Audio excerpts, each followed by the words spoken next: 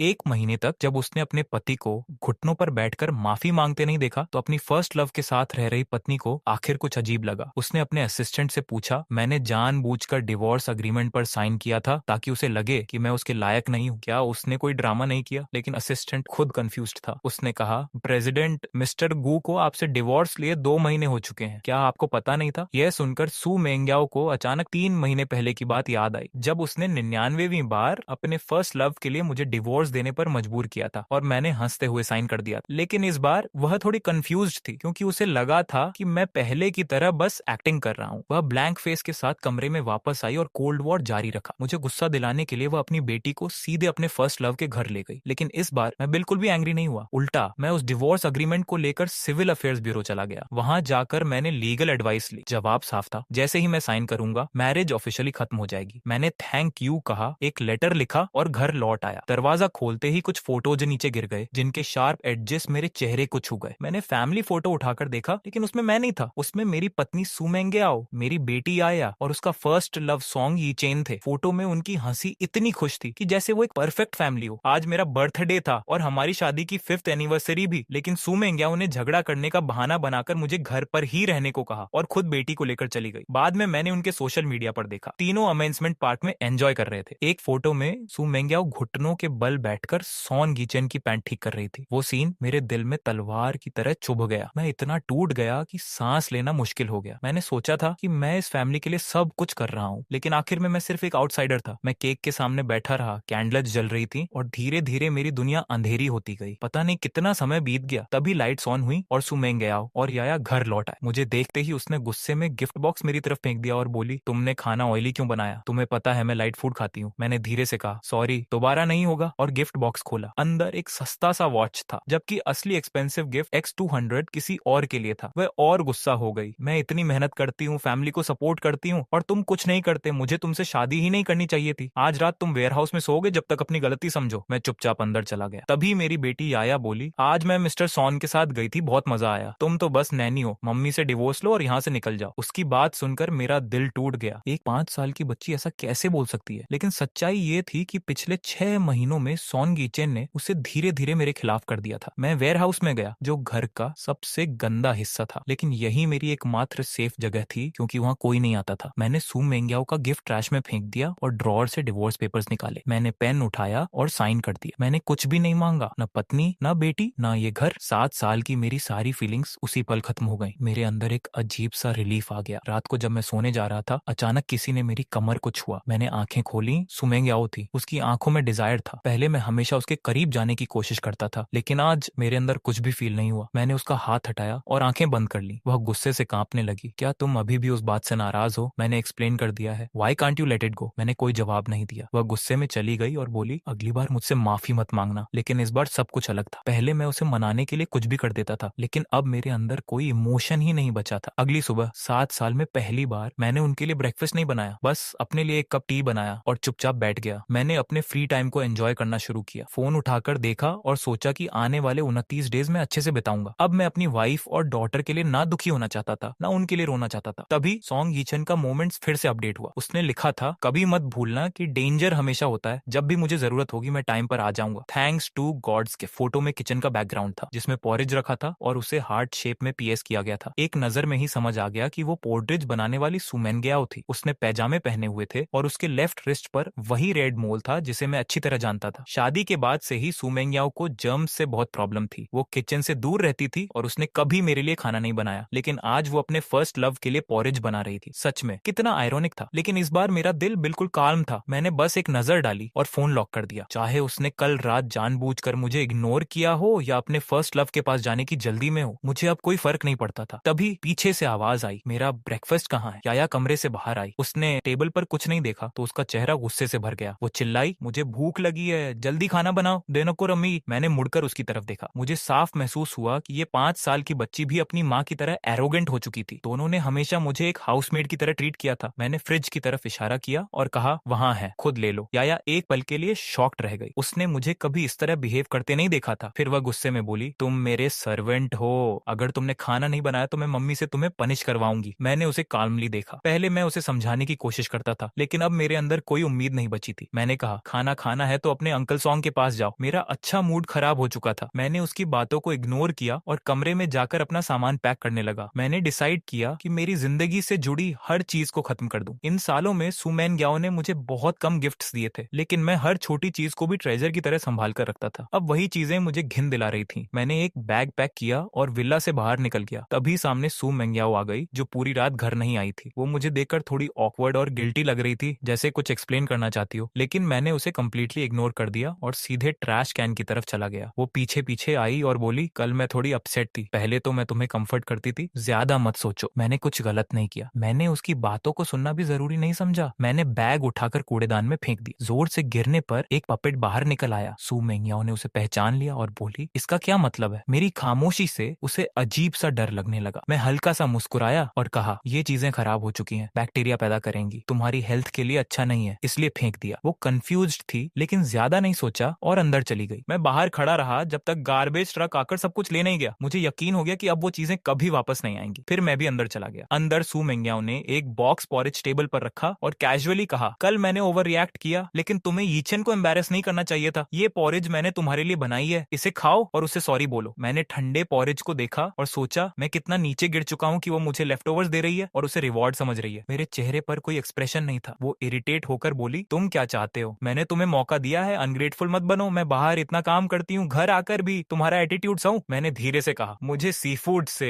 Allergy है। वो एक पल के लिए रुक गई, जैसे उसे याद आया हो, लेकिन फिर बोली, इतनी सी एलर्जी से तुम मरोगे नहीं, इतने नखरे क्यों? फिर गुस्से में उसने पॉरेज उठाया और जबरदस्ती मेरे मुंह में डाल दिया। मुझे उम्मीद नहीं थी कि वो इतना एक्सट्रीम कदम उठाएगी। मैंने कुछ घूंट निगल लिए और तुरंत उल्टी करने लगा। मुझे सांस लेने में दिक्कत होने लगी, गले में पानी भरने लगा और शरीर पर लाल रैशेज निकल आए। मैं जमीन पर गिर गया, तड़पता हुआ। लेकिन सू मेंग्याओ ने मुझे देखकर कहा, ड्रामा बंद करो, तुम रोज ये ट्रिक्स करते हो। क्या तुम खुद को यीचेन जैसा हैंडसम समझते हो? तुम अब बस एक बेकार इंसान हो। याया भी पास आई और मुझे लात मारते हुए हंसने लगी। मम्मी, अंकल सॉन्ग का बदला लो। सू मेंग्याओ ने कहा, घर पर रहकर अपनी गलती सोचो, अगली बार मैं इतनी सॉफ्ट नहीं रहूंगी। और वो अपनी बेटी को लेकर चली गई, बिना पीछे देखे। पूरा विला शांत हो गया। बाहर हवा की आवाज गूंज रही थी। मैं सांस के लिए स्ट्रगल कर रहा था। अपनी आखिरी ताकत से मैंने खुद को संभालने की कोशिश की, लेकिन 10 मिनट बाद मैं बेहोश हो गया। जब मेरी आंख खुली, मैं हॉस्पिटल के वार्ड में था। मैंने दवाइयों की स्मेल महसूस की और समझ गया कि मैं बच गया हूँ। लेकिन सू मेंग्याओ का वो कोल्ड बिहेवियर याद आते ही दिल फिर भारी हो गया। मैं मरने के लिए वहीं पड़ा था और वो बिना देखे चली गई। ये सोचकर भी दर्द होता था, लेकिन अब सिर्फ 28 डेज बाकी थे। मैं पूरी तरह रिकवर होकर ऐसी जगह जाऊंगा जहाँ कोई टॉक्सिक वुमन ना हो, जहाँ सामने सी हो और लाइफ पीसफुल हो। मैं हॉस्पिटल में 3 दिन रहा। इन 3 दिनों में सू मेंग्याओ का एक भी कॉल नहीं आया, लेकिन इस बार मुझे दुख नहीं हुआ, बल्कि मैं हल्का और आजाद महसूस कर रहा था, क्योंकि अब मुझे उस दिलहीन माँ बेटी की सेवा नहीं करनी। अब मुझे उस घिनौनी फैमिली को देखने की जरूरत नहीं थी। और सच कहूं तो ये एहसास अच्छा लग रहा था। डॉक्टर ने कहा कि अब मैं हॉस्पिटल से डिस्चार्ज हो सकता हूँ, लेकिन मैंने खुद को कंट्रोल करते हुए प्रैक्टिस जारी रखी। अगर मैं 20 डेज और हॉस्पिटल में रुक जाऊं तो मैं इस सिटी को हमेशा के लिए छोड़ सकता हूँ। जब मैं विला वापस आया तो वहां का हाल देखकर शॉक्ड रह गया। फर्श पर गिरा हुआ दूध सड़ चुका था, हवा में बदबू भरी हुई थी और मेरे खून के दाग काले पड़ चुके थे। साफ था कि कई दिनों से यहाँ कोई नहीं आया था। सू मेंग्याओ अपनी बेटी को लेकर अपने फर्स्ट लव के साथ बाहर गई हुई थी। तभी समझ आया कि उसने इतने दिनों तक मुझसे कांटेक्ट क्यों नहीं किया। वो जानबूझकर मुझे इग्नोर कर रही थी। पहले भी जब मैं उसकी बात नहीं मानता था तो वो ऐसे ही गायब हो जाती थी और मुझे मजबूर करती थी कि मैं घुटनों पर आकर माफी मांगू। लेकिन इस बार सब अलग था। मुझे वो मोमेंट याद आया जब उसने मुझे सी फूड पॉरेज खिलाया था और उसका कोल्ड चेहरा मेरी आंखों के सामने घूम गया। मुझे यकीन ही नहीं हुआ कि कोई इंसान इतना अगली दिल का भी हो सकता है। तभी सॉन्ग यीचेन का मोमेंट्स फिर से अपडेट हुआ। इस बार फोटो में वो तीनों सी के किनारे हाथ पकड़कर चल रहे थे। पहले होता तो मैं जल जाता, लेकिन अब मेरे दिल में कुछ भी फील नहीं हुआ। सच तो ये था कि वो तीनों एक परफेक्ट फैमिली लग रहे थे। मैंने सोचा मेरे चले जाने के बाद शायद सब बेहतर हो जाएगा और मैं खुद को दूर रखकर किसी को हर्ट नहीं करूंगा। फोन लॉक करते ही मुझे एक रिकॉर्डिंग मिली। उसमें सॉन्ग यीचेन की आवाज थी, याया तुम बीच पर अंकल के साथ आई हो, अगर तुम्हारे फादर को पता चला तो क्या वो एंग्री होंगे? याया हंसते हुए बोली, वो तो एक अगली नैनी है, उसे कोई हक नहीं कि वो मुझे कंट्रोल करे। मेरे स्कूल के दोस्तों के फादर्स हैंडसम है, लेकिन मेरा फादर तो एक क्रिपल है, मुझे शर्म आती है। उसकी आवाज में नफरत साफ सुनाई दे रही थी। सॉन्ग यीचेन ने फिर पूछा, तुम्हें अंकल ज्यादा पसंद है या फादर? याया एक्साइटेड होकर बोली, मुझे तो अंकल सॉन्ग ही पसंद है। मैं चाहती हूँ कि मेरे फादर जल्दी डिवोर्स ले लें और यहाँ से चले जाएं, ताकि अंकल सॉन्ग मॉम के साथ रह सके। मॉम भी आपको बहुत पसंद करती है और मैं भी। अंकल सॉन्ग, क्या आप मेरे नए फादर बनोगे? सॉन्ग यीचेन ने फेक शर्माते हुए कहा, ये ठीक नहीं है, अगर तुम्हारे फादर ने सुन लिया तो उन्हें दुख होगा। याया हंसते हुए बोली, अगर वो मर जाएं तो और अच्छा होगा। पिछले साल मुझे बचाने के लिए उन्होंने अपनी टांग खो दी थी, काश वो उसी वक्त मर जाते। अपनी बेटी की ये ये बातें सुनकर मैं अंदर से पूरी तरह टूट गया, लेकिन हैरानी नहीं हुई। ये साफ था कि ये सब उसे सिखाया गया था। सॉन्ग यीचन का एक और मैसेज आया, मेंग्याओ और उसकी बेटी दोनों अब मेरे कंट्रोल में है, तुम्हारी यहाँ कोई जगह नहीं है, निकल जाओ। मेरा दिल पूरी तरह टूट चुका था, लेकिन इस बार मैंने कोई रिएक्शन नहीं दिया। मैं समझ चुका था कि अब ये जिंदगी मेरी नहीं रही। मैंने अपनी सारी फीलिंग्स, अपनी पहचान, सब कुछ याया को दे दिया था और बदले में मुझे सिर्फ नफरत मिली। मैंने कैलेंडर देखा, अब सिर्फ 20 डेज बचे थे। इन 20 दिनों में मैंने डिसाइड किया कि मैं सिर्फ खुद के लिए जीऊंगा। मैंने सिटी के ऑलमोस्ट सारे फेमस प्लेसेस विजिट किए, फंजू, बाइली, लियूजियांग, जानियंग, लियू होसी और युंडिंग माउंटेन जाकर सनराइज देखा। लियूजियांग नदी में बोट पर खड़े होकर नेचर का मजा लिया। तभी मुझे एहसास हुआ कि जो जिंदगी मैं अब तक जी रहा था वो जिंदगी नहीं थी, वो सिर्फ स्लेवरी थी। मैं अपनी लाइफ का कंट्रोल खुद नहीं कर पा रहा था, ना टाइम का, ना अपने डिसीजंस का। युंडिंग माउंटेन से लौटने के बाद मैंने एक हाई एंड रेस्टोरेंट चुना जो लेक साइड पर था। शादी के इतने सालों में सुमेनग्याओ ने कभी मुझे कहीं बाहर नहीं ले जाया। मैं हमेशा पैसे बचाता रहा, उसके लिए सैक्रिफाइस करता रहा। आज पहली बार मैंने खुद के लिए बेस्ट विंडो सीट चुनी, लेक व्यू एंजॉय किया, डिलिशियस फूड खाया और लगा कि यही असली लाइफ है। लेकिन ये फीलिंग ज्यादा देर नहीं टिक सकी, क्योंकि तभी रेस्टोरेंट में सू मेंग्याओ, सॉन्ग यीचन और याया अंदर आए। उनकी एंट्री से सबका अटेंशन उनकी तरफ चला गया। सॉन्ग यीचन हैंडसम था, याया क्यूट थी और सू मेंग्याओ कॉन्फिडेंट दिख रही थी। उनके कुछ जान पहचान वाले लोग भी वहां थे जो मजाक में बोले, मिस्टर सू, आपका हस्बैंड तो बहुत हैंडसम है, आप उसे बाहर क्यों नहीं लाती? सू मेंग्याओ थोड़ा शर्माई और सॉन्ग यीचन की तरफ देखा, लेकिन कुछ डिनाई नहीं किया। सॉन्ग यीचन सबके साथ कंफर्टेबली बात कर रहा था, जैसे वो ही उसका असली पार्टनर हो। मैं दूर बैठकर ये सब काल्मली देख रहा था। मेरे अंदर कोई इमोशन नहीं था। मैंने बस वाइन का ग्लास उठाया और धीरे धीरे घुमाने लगा। फिर अचानक सॉन्ग यीचन की नजर मुझ पर पड़ी। उसकी आंखों में चमक आ गई। वो सू मेंग्याओ के करीब आकर बोला, इन दिनों तुम्हारी वजह से सब आसान हो गया। Thank you. सू मेंग्याओ सॉफ्टली बोली, यीचन ऐसा मत कहो, हम इतने फॉर्मल क्यों हो रहे हैं? सॉन्ग यीचन ने जानबूझकर डिस्टेंस कम किया और उसके बहुत करीब आ गया। सू मेंग्याओ की हार्ट बीट तेज हो गई। तभी उनके दोस्तों ने चिल्लाना शुरू किया, किस किस। याया भी क्लैप्स करते हुए बोली, मॉम जल्दी करो।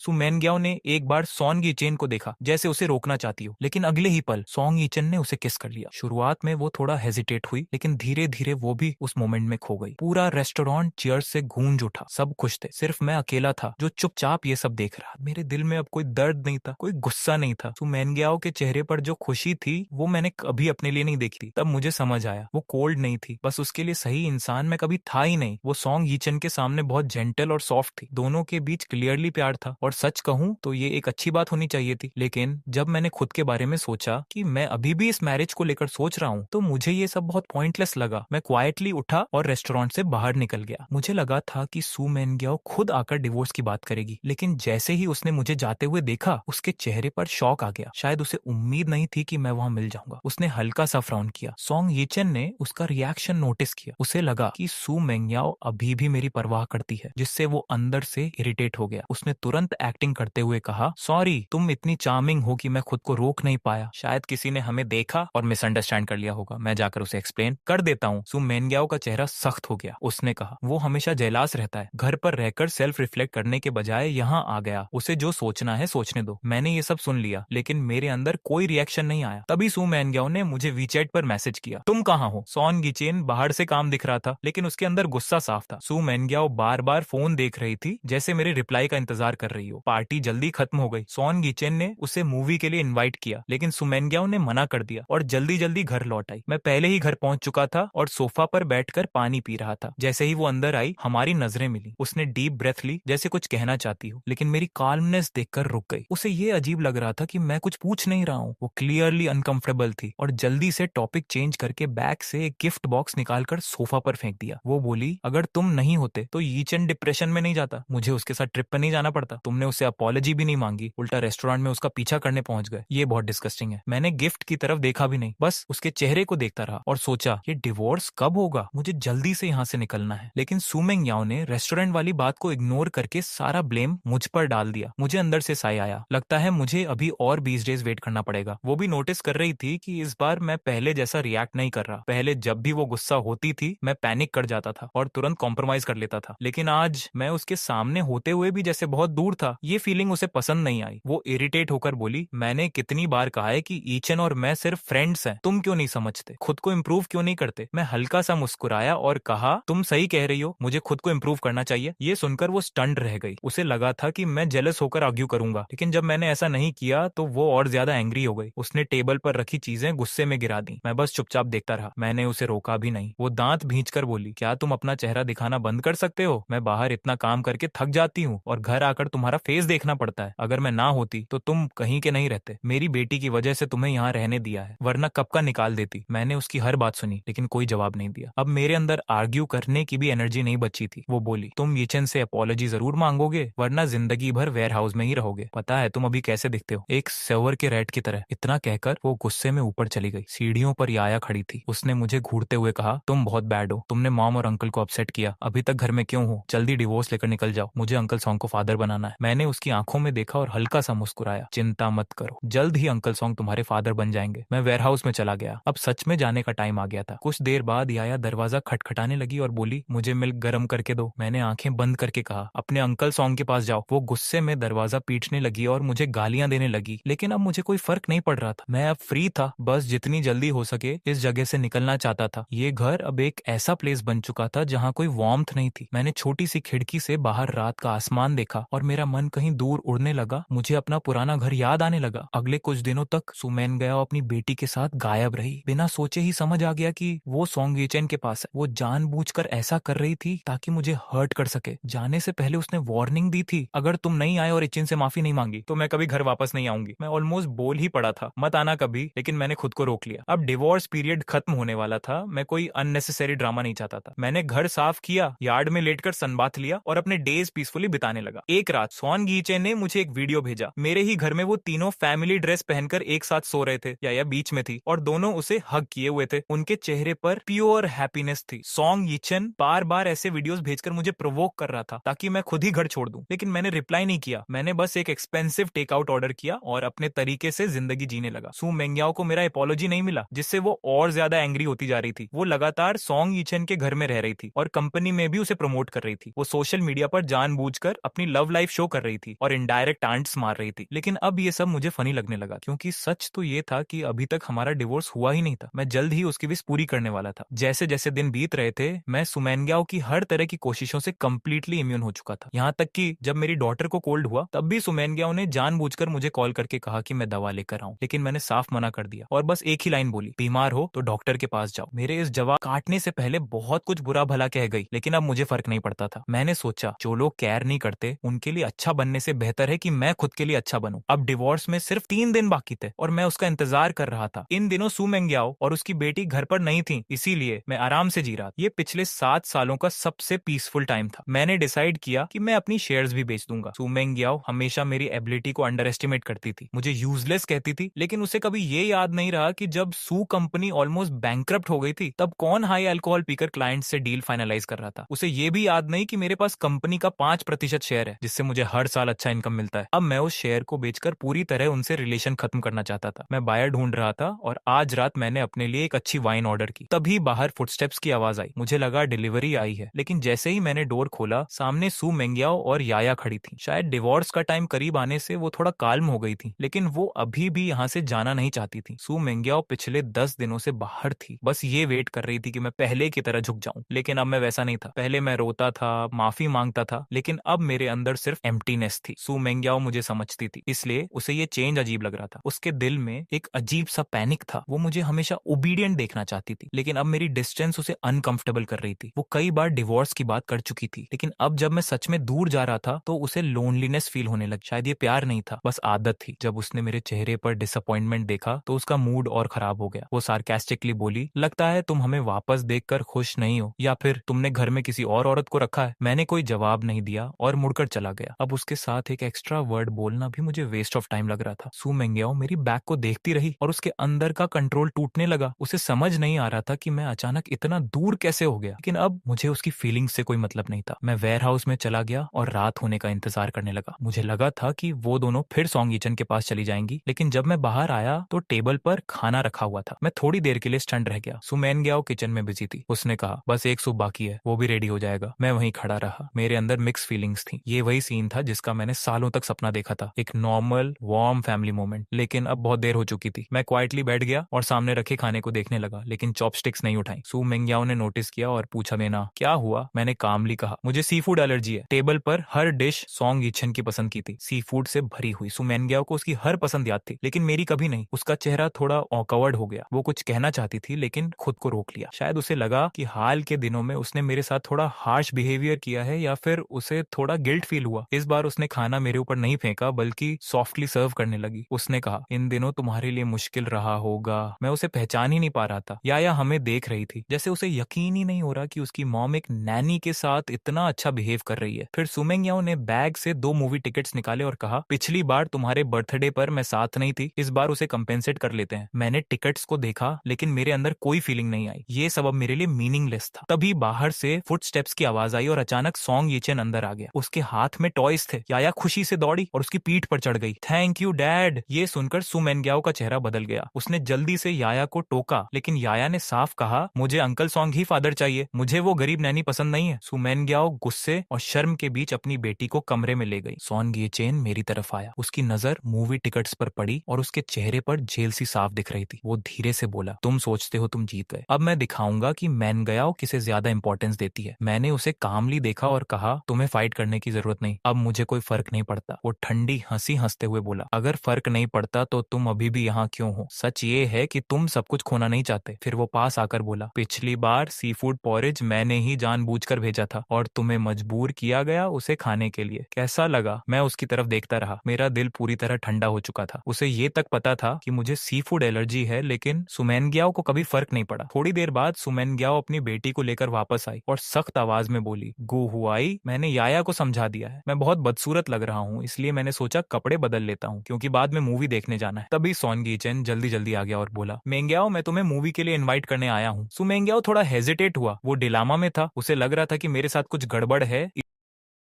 चाहता था, उसे डर था कि अगर वो फिर से सॉन्ग यीचेन की साइड लेगा तो शायद मैं उसे छोड़ने के लिए कह दूं। और भले ही उसके पास कंट्रोल था, लेकिन वो मुझे जाने के लिए मजबूर नहीं कर सकता था। थोड़ी देर सोचने के बाद उसने सिर हिलाया और बोला, नेक्स्ट टाइम मैंने पहले ही गु हुआई से प्रॉमिस किया है। इतना कहकर वो ऊपर कपड़े बदलने चला गया। यह सुनकर सॉन्ग यीचेन का चेहरा बदल गया। उसे गुस्सा आ गया क्योंकि पहले सु मेंग्याओ उसकी हर बात मानता था, लेकिन इस बार उसने मना कर दिया जिससे उसे खतरा महसूस हुआ। उसने मुझे घूरकर पूछा, तुमने क्या किया? मुझे उसे जेलसी करने की कोई जरूरत नहीं। एक ऐसे आदमी के लिए मैं अपनी एनर्जी वेस्ट नहीं करना चाहता था, लेकिन मेरी चुप्पी उसे प्रोवोक कर रही थी। अचानक उसका एक्सप्रेशन पागलपन जैसा हो गया। उसने टॉय बैग से एक डिब्बा निकाला जिसमें सी फूड पॉरेज था। उसने बिना कुछ कहे उसे मेरे मुंह में ठूंस दिया। मैंने तुरंत उल्टी कर दी, लेकिन मेरी एलर्जी बहुत फास्ट रिएक्ट करती है। गले में सूजन और बबल जैसे बनने लगे और पूरे शरीर पर लाल दाने निकल आए। इस बार हालत पहले से भी ज्यादा खराब थी। मुझे सांस लेने में दिक्कत हो रही थी और मैं जमीन पर कांप रहा था। सॉन्ग यीचेन हंसते हुए बोला, अब दिखाता हूँ मेंग्याओ किसकी ज्यादा परवाह करता है, और खुद भी जमीन पर गिरकर एक्टिंग करने लगा। जब सु मेंग्याओ नीचे आया तो उसने सॉन्ग यीचेन को चिल्लाते और तड़पते देखा। उसका चेहरा बदल गया। उसने मुझे भी देखा। मैं लाल दानों से भरा हुआ था और सांस नहीं ले पा रहा था, और दूसरी तरफ उसका पहला प्यार सिर पकड़कर रो रहा था। वो समझ नहीं पा रहा था क्या करे। मैं घुटने वाला था। डॉक्टर पहले ही कह चुका था कि अगर मुझे फिर से एलर्जी हुई तो जान का खतरा है। मैंने दांत भींच कर कहा, मेंग्याओ मुझे हॉस्पिटल ले जाओ वरना मैं मर जाऊंगा। उसने जल्दी से सिर हिलाया और फोन निकाला, लेकिन तभी सॉन्ग यीचेन जोर से चिल्लाया, मेंग्याओ मुझे बहुत दर्द हो रहा है, मैं जीना नहीं चाहता, मेरा सिर फटने वाला है। याया ने मेरी तरफ इशारा करके कहा, माम इसने अंकल सॉन्ग को प्रोवोक किया था, इसलिए वो बीमार हो गए। ये अब एक्टिंग कर रहा है, पहले अंकल सॉन्ग को हॉस्पिटल ले चलते हैं। सु मेंग्याओ का चेहरा गुस्से से भर गया। उसने मुझे देखकर कहा, तुमने मुझे निराश किया। मैं तुम्हारे लिए सब ठीक करना चाहता था, लेकिन अब इसकी जरूरत नहीं है। उसने मेरी कोई बात नहीं सुनी और तुरंत सॉन्ग यीचेन को लेकर चला गया। जाते समय उसकी आंखों में गुस्सा था, लेकिन सॉन्ग यीचेन की तरफ देखते ही उसके चेहरे पर केयर और प्यार आ गया। मैं जमीन पर पड़ा छत को देख रहा था। अंदर से पूरी तरह टूट चुका था जब याया ने सच को झूठ में बदल दिया। मेरी दुनिया अंधेरे में डूब गई। सु मेंग्याओ मुझे घर पर छोड़कर चला गया जैसे मैं मर ही चुका हूँ। मैंने खुद से पूछा, मैंने उससे उम्मीद क्यों रखी? किसी तरह हिम्मत जुटाकर मैं वेयर हाउस तक गया। पिछली बार डॉक्टर की दी हुई मेडिसिन निकाली और खा ली, तब जाकर सिम्टम्स थोड़े कंट्रोल हुए। मैंने अपनी जान बचाने के लिए एम्बुलेंस को कॉल किया और फिर बेहोश हो गया। जब होश आया तो सामने वही डॉक्टर था। मैंने हल्की सी कड़वी हंसी दी। डॉक्टर वांग ने डांटते हुए कहा, आजकल के यंग लोग अपनी लाइफ को मजाक समझते हैं। मैंने कुछ नहीं कहा, बस खिड़की के बाहर देखने लगा और धीरे धीरे आंखें बंद कर ली। डिवोर्स का कूलिंग पीरियड खत्म होने वाले दिन मैं हॉस्पिटल से डिस्चार्ज हो गया। सु मेंग्याओ का कोई कॉल नहीं आया। शायद वो सॉन्ग यीचेन का ख्याल रख रहा था। मैं घर लौटा। फ्लोर पर पड़ा वही सी फूड पॉरेज सूख चुका था, जैसे मेरा मजाक उड़ा रहा हो। मैं बिना एक्सप्रेशन के वेयर हाउस गया। पहले से तैयार किए पैसे उठाए और डिवोर्स पेपर्स टेबल पर रख दिए। फिर मैं जल्दी से बस स्टेशन पहुंचा। पहले से खरीदा हुआ टिकट निकाला और बस में पीछे जाकर खड़ा हो गया। तभी फोन बजा। सु मेंग्याओ मेंग्याओ गुस्से में चिल्लाया, गू हुआए, तुम बहुत घटिया हो, तुमने सॉन्ग ईचन को डिप्रेशन में डाल दिया और खुद छिप गए। अगर तुम वापस आकर माफी नहीं मांगते तो मैं तुम्हें डिवोर्स दे दूंगा। मैं हल्का सा हंसा और कहा, जैसा तुम चाहो। पास में अनाउंसमेंट की आवाज आ रही थी। उसने घबरा कर पूछा, तुम कहाँ हो? लेकिन मैंने कॉल काट दिया, सिम कार्ड निकाल कर डस्टबिन में फेंक दिया और लग्जरी लेकर आगे बढ़ गया। बस से उतरते ही मैं जल्दी से टैक्सी लेकर अपने पुराने घर पहुंचा, जो समुद्र के किनारे एक छोटे से टाउन में था। मेरे पेरेंट्स पहले ही गुजर चुके थे। घर में घास फूस उगाई थी। मैंने कंस्ट्रक्शन टीम बुलाकर उसे रेनोवेट कराया। 1 महीने में घर तैयार हो गया। भले ही वो पहले वाले विला जितना लग्जूरियस नहीं था, लेकिन वो पूरी तरह मेरा था। अब मुझे रोज सुबह 5 बजे उठकर ब्रेकफास्ट नहीं बनाना था, रात में सूप नहीं बनाना था, गलती होने पर पनिशमेंट नहीं मिलनी थी या वेयर हाउस में नहीं रहना था। अब मुझे किसी के लिए जबरदस्ती खाना नहीं बनाना था और ना ही इंसल्ट सहना था। मैं एक वार्म बेड पर लेटा खिड़की से बाहर बच्चों को खेलते देखा। आसमान में सीगल्स उड़ रहे थे। हर तरफ फ्रीडम महसूस हो रही थी। मैंने कभी नहीं सोचा था कि मैं समुद्र के पास ऐसी जिंदगी जी पाऊंगा। दिन ऐसे ही आराम से गुजरने लगे। मैं सोता, आराम करता, अपनी नींद पूरी करता, सुबह उठकर चाय पीता और आसमान देखता। ऐसे ही आधा महीना निकल गया। जब मैंने खुद को मिरर में देखा तो मेरा चेहरा हेल्थी और एनर्जी से भरा था। सू मेंग्याओ को छोड़ने के बाद की जिंदगी सच में शानदार थी। मैंने धीरे धीरे खुद को संभाला। सुबह एक्सरसाइज करने लगा, ताई ची करता, डिजाइन मैगजीन्स पढ़ता, क्योंकि पहले मैंने डिजाइन की पढ़ाई की थी, लेकिन सू मेंग्याओ की वजह से एक अच्छी कंपनी का ऑफर छोड़ दिया था। बाद में डिसेबिलिटी के कारण घर पर ही फिर से पढ़ाई की और अब मेरा काम थोड़ा बहुत फेमस भी होने लगा था। जब मैंने डिवोर्स अग्रीमेंट पर साइन किया तभी मैंने तय कर लिया था कि मैं अपने होम टाउन वापस जाऊंगा और वही करूंगा जो मुझे सच में पसंद है। लेकिन पिछले 1 महीने से मुझे हर दिन नाइटमेयर्स आने लगे थे। मैं सपना देखता था कि मुझे फिर से एलर्जी हो गई है और मैं जमीन पर पड़ा मौत का इंतजार कर रहा हूँ। घुटन का वो एहसास ऐसा लगता था जैसे किसी ने मेरा गला कसकर पकड़ रखा हो। लेकिन धीरे धीरे उस अंधेरे और डिस्पेयर के बीच मैंने अपनी नई लाइफ के रिदम को एक्सेप्ट करना शुरू कर दिया। अब मेरे दिमाग में सू मेंग्याओ की यादें भी कम होती जा रही थी, यहाँ तक कि पिछली रात उसका चेहरा भी धुंधला पड़ गया। पूरे 1 महीने मैंने खुद को हील किया और एक नॉर्मल लाइफ जीना शुरू किया। इस फ्रीडम और रीबर्थ की फीलिंग से इंस्पायर्ड होकर मैंने एक डिजाइन बनाया जिसका नाम रखा द सी, और पब्लिश होते ही उसे काफी फेम मिला। एक बड़े मीडिया आउटलेट ने इंटरव्यू के लिए कांटेक्ट किया, लेकिन मैंने मना कर दिया क्योंकि मैं बस क्वाइटली क्रिएट करना चाहता था। लेकिन जैसे जैसे लोगों को मेरा काम पसंद आने लगा, मेरी फेम छुपाना मुश्किल हो गया। वेबो पर मेरे लाखों फॉलोअर्स हो गए और डिजाइनर के तौर पर मेरी इनकम भी काफी बढ़ गई। मेरे पास पहले से सेविंग्स भी थी, इसलिए अब मैं आराम से एक केयर फ्री लाइफ जी सकता था। एक क्लाइंट को मेरा डिजाइन बहुत पसंद आया। वो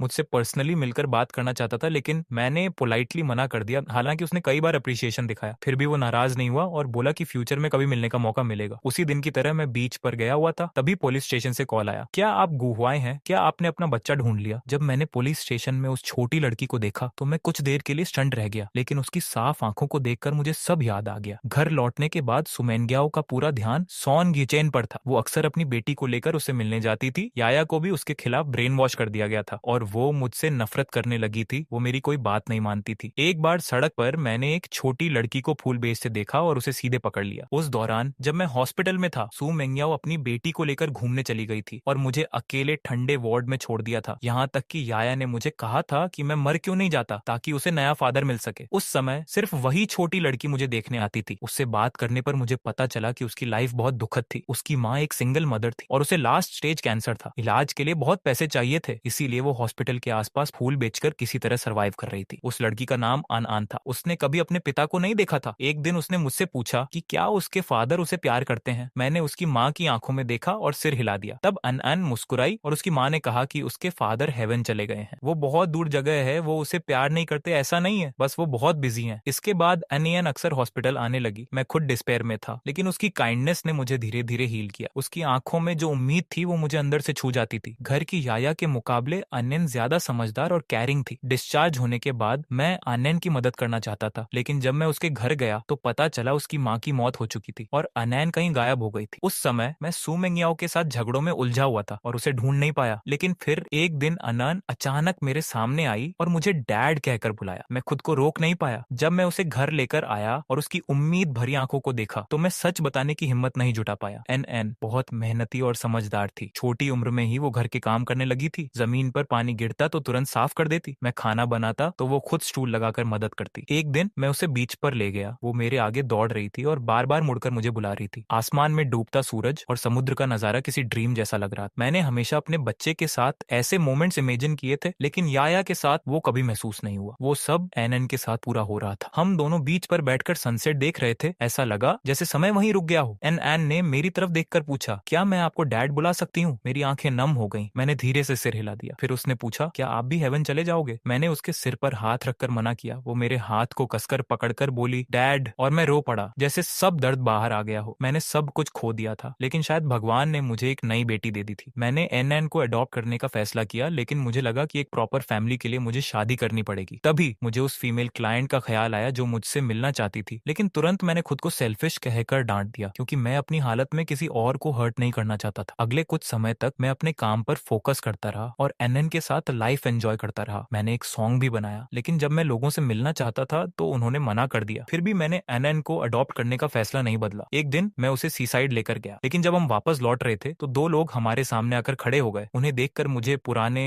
याद आ गए। 4 महीने बाद मैंने सुमेनग्याओ और उसकी बेटी को फिर से देखा। मेरा दिल कस गया। मैं इंस्टिंक्टिवली वहां से जाना चाहता था, लेकिन एन का हाथ मेरे हाथ में था, जिसने मुझे रोक लिया। जब मैंने सुमेनग्याओ को देखा तो दिल में एक अजीब सा डर उठा, लेकिन धीरे धीरे वो भी खत्म हो गया। मैंने खुद से कहा, ये मेरा होम टाउन है, ये मेरा घर है, ये मेरी जिंदगी है। तभी सुमेनग्याओ ने गुस्से में कहा, बस हो गया तुम्हारा नाटक, सामान पैक करो और मेरे साथ घर चलो। उसकी आरोगेंट टोन सुनकर मुझे गुस्सा आ गया। मैंने उसकी तरफ देखा और कहा, सुमेनग्याओ, तुम्हें याद दिला दूं, हमें डिवोर्स हुए लगभग 5 महीने हो चुके हैं। वो बोली, मुझे पता है, तुम बस गुस्से में घर नहीं आए, तुम जेलस थे। अब मैं खुद तुम्हें लेने आई हूँ, तुम्हें फेस देने के लिए। तुम्हारा गोल पूरा हो गया, तुम्हें स्ट्रांग बनने का नाटक करने की जरूरत नहीं है। उसने मुझे बोलने का मौका ही नहीं दिया और सीधे आंगन में आकर इधर उधर देखने लगी। उसके चेहरे पर साफ गुस्सा था। उसने कहा, ये आंगन बहुत छोटा है, क्या 100 वर्ग मीटर भी है? तुम्हें बेकार के फूल पौधे लगाने और यहाँ पड़े रहने का शौक है। जब तुम वापस आओगे तो मैं तुम्हारे लिए 400 वर्ग मीटर का विला खरीद दूंगी, वहाँ जो चाहो कर लेना। अगर तुम्हें हाउस वर्क थकाऊ लगता है तो आगे बस आया और मेरा ख्याल रखना, बाकी सब नैनी कर लेगी। पहले वाला मैं होता तो उसकी ये बातें सुनकर गुस्सा आ जाता, लेकिन अब मुझे सिर्फ घिन आई। मैंने ठंडे स्वर में कहा, सुमेनग्याओ, तुम्हें इंसानों की भाषा समझ नहीं आती क्या? हमारा डिवोर्स हो चुका है, अब हमारा कोई रिश्ता नहीं है, इसीलिए अभी के अभी यहाँ से निकल जाओ। उसका चेहरा तुरंत बदल गया। वो यूं मुझे घूरने लगा। पहले थोड़ा इम्पेशेंट था, फिर भी हिम्मत करके मुझे समझाने लगा। तभी पास खड़ी आया बोली, वो अब भी उसी एटीट्यूड में थी। उसकी आवाज गुस्से और जहर से भरी थी। मेरी मॉम खुद हमें लेने आई है, अगर तुमने हमें रोका तो हम नाराज हो जाएंगे। तुम्हें मेरे घर में कदम रखने की हिम्मत नहीं होनी चाहिए। जब मैंने तुरंत जवाब नहीं दिया तो याया ठंडी हंसी हंसी और आंगन में लगे सनफ्लावर को लात मारकर कुचल दिया, जैसे कोई छोटा शैतान हो। उसकी इस हरकत से अनन डर गई। उसका शरीर कांपने लगा। मैंने तुरंत आनन को गले लगाया और उसे शांत करते हुए कहा, डर मत, पापा यहीं हैं। उसकी माँ की मौत के बाद उसे एक क्रिमिनल ने किडनैप कर लिया था, जिससे उसे गहरा ट्रॉमा हुआ था। मैंने काफी समय लगाकर उसकी थेरेपी करवाई थी, तब जाकर वो थोड़ी नॉर्मल हुई थी। तभी सुमेनग्याओ की माँ अंदर आई और हमेशा की तरह घमंडी अंदाज में खड़ी हो गई, जिससे मुझे और गुस्सा आया। याया ने देखा कि मैं किसी और बच्चे का ज्यादा ख्याल रख रहा हूँ, तो वो भड़क गई और अनन की तरफ उंगली दिखाकर जोर से चिल्लाई, ये कौन है? उसकी डरावनी आंखों से अनन फिर सहम गई। मेरा दिल ठंडा पड़ गया। मैंने सख्ती से कहा, चुप हो जाओ। याया ने मुझे कभी इतना सख्त नहीं देखा था। वो तुरंत पटाखे की तरह फट पड़ी, चेहरा लाल हो गया और अनन को मेरे हाथों से खींचने लगी, जैसे कोई पागल छोटी लेपर्ड हो। मैं जल्दी से पीछे हट गया। वो चिल्लाई, ये कौन सी बदचलन है? इसे नीचे उतारो, तुम इसे गोद में नहीं ले सकते, तुम सिर्फ मेरे हो, तुम सिर्फ मेरे लिए अच्छे रह सकते हो, किसी और के लिए नहीं। सुना तुमने? मैं चुपचाप उसकी बातें सुनता रहा। हर शब्द मेरे दिल को चाकू की तरह चीर रहा था। मैंने आंखें बंद कर ली। याया फिर से एनएन पर हमला करने दौड़ी, लेकिन इस बार मैं खुद को रोक नहीं पाया और मैंने उसे जोर से थप्पड़ मार दिया। उस आवाज से पूरा आंगन गूंज उठा। सुमेनग्याओ की माँ भी चौंक गई। सुमेनग्याओ ने मुझे देखकर कहा, गु हुआई, तुम पागल हो गए हो? वो तुम्हारी बेटी है, तुमने एक आउटसाइडर के लिए उसे मारा? याया मेरी ठंडी आंखों से डर गई और जोर जोर से रोने लगी। मैंने गहरी सांस ली, लेकिन मेरी सांसें अभी भी भारी थी। मैंने कहा, क्या तुमने कभी ऐसी बेटी देखी है जो अपने बाप को नैनी कहे? तुम लोग कायर हो। मैंने सुमेनग्याओ को जवाब देने का मौका भी नहीं दिया और आगे कहा, जिस दिन हमारा डिवोर्स हुआ उसी दिन से मैं तुम्हारे सु फैमिली का गुलाम नहीं रहा। मैं कोई कचरा नहीं हूँ जिसे तुम कंट्रोल कर सको। सुमेनग्याओ, अपनी बेटी को ठीक से संभालो, बाहर बिना मैनर्स का बच्चा जिंदा नहीं रह पाता। और आखिरी बार वार्निंग दे रहा हूँ, हमारा डिवोर्स हो चुका है। तुम किस हक से मुझे वापस आने को कह रही हो? ऐसा मत दिखाओ जैसे मैं तुम्हारे बिना जी नहीं सकता। तुम खुद जानती हो कि सु फैमिली को खड़ा करने में मेरा कितना योगदान है। अब तुरंत यहाँ से चली जाओ, वरना मैं पुलिस बुला लूंगा। सुमेनग्याओ मुझे घूरती रही, जैसे उसके दिल पर जोर का झटका लगा हो। उसकी आंखों में एक अजीब सा पैनिक था, जैसे उसे पहली बार एहसास हुआ हो कि मैं सच में उसे छोड़ चुका हूँ। वो जानती थी कि इस दुनिया में सबसे ज्यादा मैंने ही उसे प्यार किया था। 7 साल तक सब कुछ सहा था और इसी वजह से वो बेखौफ हो गई थी, क्योंकि उसे लगता था कि मैं कभी उसे छोड़कर नहीं जाऊंगा। लेकिन आज मेरी ठंडी आवाज ने हमारे बीच दूरी साफ दिखा दी। सुमेनग्याओ हमेशा से घमंडी थी, खासकर मेरे सामने, लेकिन इस वक्त उसका पूरा शरीर घबराहट में था। चेहरा फीका पड़ गया था, आवाज तेज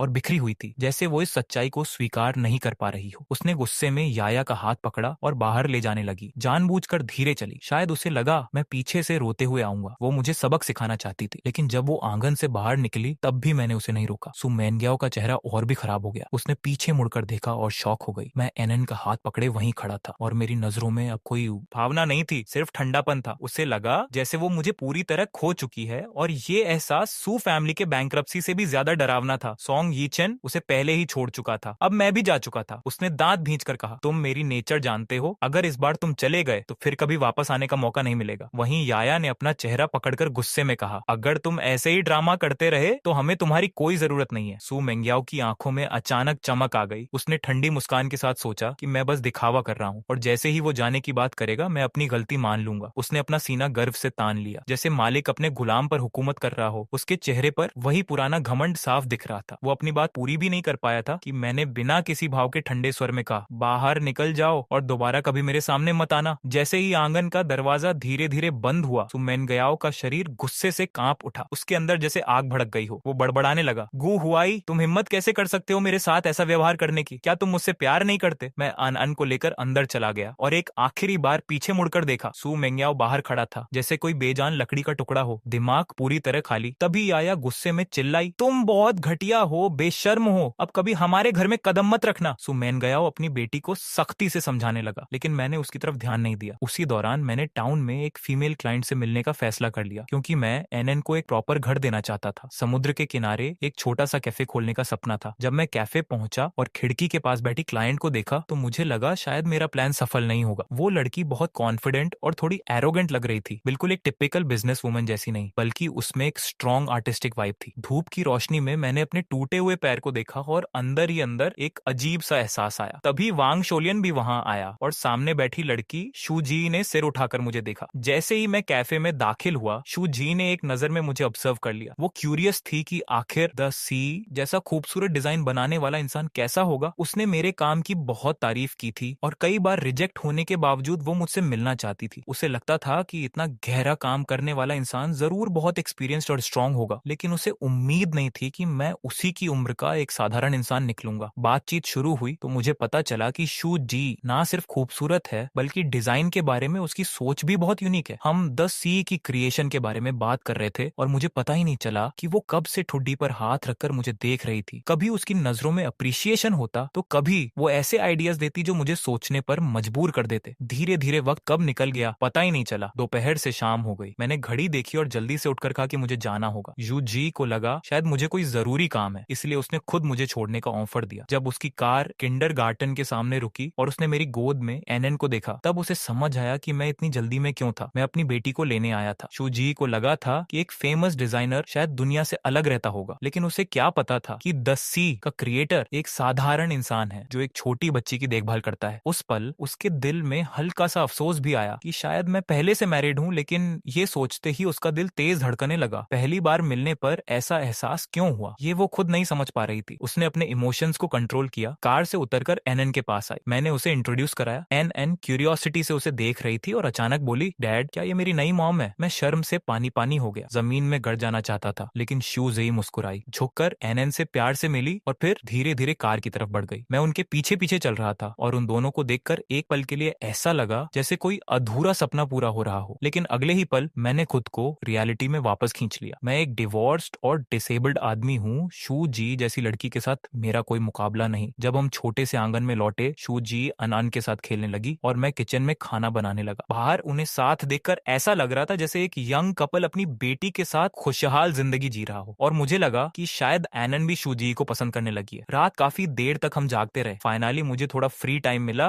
और मैंने एनन की दुख भरी कहानी उसे बताई। ये सुनकर शू जी बहुत इमोशनल हो गई और मेरे लिए उसकी रिस्पेक्ट और बढ़ गई। उसने धीरे से पूछा, अगर तुम शादी नहीं करते तो तुम एनन को लीगली अडॉप्ट नहीं कर पाओगे, फिर आगे क्या करोगे? मैंने उसकी तरफ देखा। मैं लगभग जवाब देने ही वाला था, लेकिन रुक गया। शू जी ने भी कुछ महसूस किया। उसका चेहरा हल्का सा लाल हो गया और उसने नजरें हटा ली। मैं अंदर ही अंदर खुद को डांट रहा था, हम अभी अभी मिले हैं, फिर मैं उससे ऐसी उम्मीद क्यों कर रहा हूँ? कुछ बातें हम दोनों के बीच बिना कहे ही समझ में आ गईं। समुद्र की तरफ से ठंडी हवा चल रही थी और उस हवा में शू जी के बाल लहराते हुए एक अलग ही एहसास दे रहे थे। वह बिल्कुल एक नाइट एल्फ की तरह की। हिम्मत नहीं कर पाया। मुझे डर था कि कहीं शू जी गलत समझ ना ले, इसलिए मैं जल्दी से उठकर वहां से चला गया। पीछे से शू जी मुझे भागते हुए देख रहा था और हल्का सा मुस्कुरा रहा था। अगली सुबह हम दोनों ने साथ में अनान को किंडरगार्टन छोड़ा। अनान अनन की नजरें बार बार हम दोनों पर जा रही थी, जिससे मुझे थोड़ा ऑकवर्ड फील हुआ। मैंने हल्की खांसी करके शू जी को सिग्नल देने की कोशिश की कि वह ज्यादा ओवर ना करे, लेकिन वह बिल्कुल भी नाराजा नहीं हुआ और प्यार से अनन के सिर पर हाथ फेर दिया। उसका मूड काफी अच्छा लग रहा था। घर लौटते समय माहौल थोड़ा अजीब था, क्योंकि ये कल वाले कैफे जैसा कंफर्टेबल नहीं था। शू जी 2 दिन तक हमारे छोटे से यार्ड में रुका और फिर चला गया। जिस दिन वह जा रहा था मेरा दिल नहीं मान रहा था, लेकिन मैं जानता था कि हम दोनों अलग अलग दुनिया से हैं, इसलिए मैंने कोई उम्मीद नहीं रखी। उसके जाने के बाद अनान बहुत उदास हो गया और मुझसे पूछा क्या आंट फिर से मुझसे मिलने आएंगी। मैं जवाब नहीं दे पाया, लेकिन उसके दिल को हर्ट नहीं करना चाहता था, इसीलिए मैंने बस सिर हिलाकर कहा हाँ शायद कल, जबकि अंदर से मुझे पता था कि शायद वह कभी वापस नहीं आएगी। जिंदगी धीरे धीरे फिर से नॉर्मल होने लगी, लेकिन अडॉप्शन डेडलाइन में सिर्फ आधा महीना बचा था। मुझे जल्दी से शादी करनी थी, वरना अनन को ऑर्फनेज भेज दिया जाता, जो मैं कभी एक्सेप्ट नहीं कर सकता था। इसलिए मैंने फिर से ब्लाइंड डेट्स पर जाना शुरू किया, लेकिन लोग मुझे देखते ही रिजेक्ट कर देते, क्योंकि मैं एक डिसेबल्ड इंसान था और ऊपर से मेरी हालत भी अच्छी नहीं थी। एक दिन मैं हमेशा की तरह अनान को स्कूल छोड़ने जा रहा था, तभी दरवाजा खोलते ही सामने सुमैन गयाओ और उसकी बेटी खड़ी थी। 1 महीने बाद वे फिर से इस सीसाइड टाउन में आई थी, लेकिन इस बार उनकी सोच पहले से काफी बदली हुई थी। लेकिन मेरे लिए उनके लिए सिर्फ इनडिफरेंस और डिसलाइक ही बचा था। सू मेंगयाओ का ठंडा एटीट्यूड अब थोड़ा नरम पड़ गया था, उसकी आवाज में सॉफ्टनेस थी। याया ने मेरी तरफ देखते हुए कहा डैड मुझे ठंड लग रही है, लेकिन मैं मुड़कर दरवाजा बंद करने ही वाला था कि सू मेंगयाओ ने जल्दी से हाथ बढ़ाकर कहा गु हुआई क्या हम बात कर सकते हैं। मैंने कोई जवाब नहीं दिया। मेरे अंदर उनके लिए एक स्ट्रॉन्ग रेजिस्टेंस था। पिछले साल की तकलीफों ने मुझे सिखा दिया था कि अब मुझे खुद से प्यार करना है, चाहे सू मेंगयाओ कुछ भी कहे। मैं अब वापस नहीं जा सकता था, मैं उन्हें छोड़कर आगे बढ़ चुका था। मैंने समय देखा, मुझे किसी को लेने जाना था। तभी सुमैन गयाओ ने धीमी आवाज में कहा पिछली बार मैंने ठीक से सोचा नहीं, ये जगह बहुत अच्छी है, घर भी बहुत वार्म है, तुम्हारे बिना घर बिल्कुल ठंडा लगने लगा है। उसकी आंखें लाल हो गईं और वह बोली मैंने तुम्हें कभी स्लेव नहीं समझा, बस तुम्हारी वैल्यू नहीं समझ पाई। तुम्हें बार बार हर्ट किया, लेकिन अब समझ आया है कि मैं तुम्हारे बिना नहीं रह सकती। मैंने सॉन्ग यीचेन से रिश्ता खत्म कर दिया है और याया को भी सिखाया है कि ग्रेटिट्यूड क्या होता है। गु हुआई हम दोनों एक दूसरे के लिए परफेक्ट हैं, प्लीज वापस आ जाओ, हम दोनों को तुम्हारी जरूरत है, मैं सब ठीक कर दूंगी। उसकी बातें सुनकर मेरे दिमाग में 10 साल पुरानी यादें घूमने लगी, जब हम एक ही यूनिवर्सिटी में पढ़ते थे। मैं एक छोटे से सी साइड टाउन का लड़का था, जबकि सुमेन ग्याओ एक रिच फैमिली की बेटी थी। उसके साथ सॉन गीचेन जैसा परफेक्ट बॉयफ्रेंड भी था, लेकिन एक बार उसने मेरी मदद की और मुझे उससे पहली नजर में प्यार हो गया। फिर ग्रेजुएशन के बाद उसकी फैमिली बैंकरप्ट हो गई, उसे छोड़ दिया गया और वह डिप्रेशन में चली गई। उस समय मैंने बिना सोचे उसके साथ रहने का फैसला किया। मैंने अपनी अच्छी जॉब ऑफर तक छोड़ दी और 2 साल तक उसकी केयर की। मैंने उसके लिए हर स्ट्रगल झेला, कॉन्ट्रैक्ट्स के लिए खुद को तकलीफ दी, डेट्स चुकाए, यहाँ तक कि अपने पेरेंट्स की सेविंग्स भी खर्च कर दी। आखिरकार वह मुझसे शादी करने के लिए मान गई, लेकिन मैं जानता था कि वह मुझसे प्यार नहीं करती। फिर भी मुझे लगा कि मैं अपने प्यार से उसे बदल दूंगा। लेकिन 7 साल का रिश्ता और 5 साल की शादी के बाद मैं पूरी तरह टूट गया। मुझे बार बार हर्ट किया गया, मैं 2 बार मौत के करीब पहुंच गया और इस सब की वजह मेरे सामने खड़ी वही इंसान थी। मैंने अपने अतीत को याद करने की हिम्मत नहीं की, क्योंकि वो सिर्फ दर्द देता था। मैं सोच रहा था कि डिवोर्स के बाद मुझे शांति मिलेगी, लेकिन सू मेंगयाओ मुझे अब भी छोड़ने को तैयार नहीं थी। मेरा शरीर कांपने लगा, मैं दीवार का सहारा लेकर खड़ा रहा। उसने घबराकर पूछा गु हुआई क्या हुआ। मैंने उसका हाथ झटक दिया और कहा मुझे मत छुओ, ये सब डिस्गस्टिंग है। मेरी बात सुनकर उसका चेहरा सफेद पड़ गया। उसे पता था कि मैं उससे नफरत करता हूँ, लेकिन इतनी ज्यादा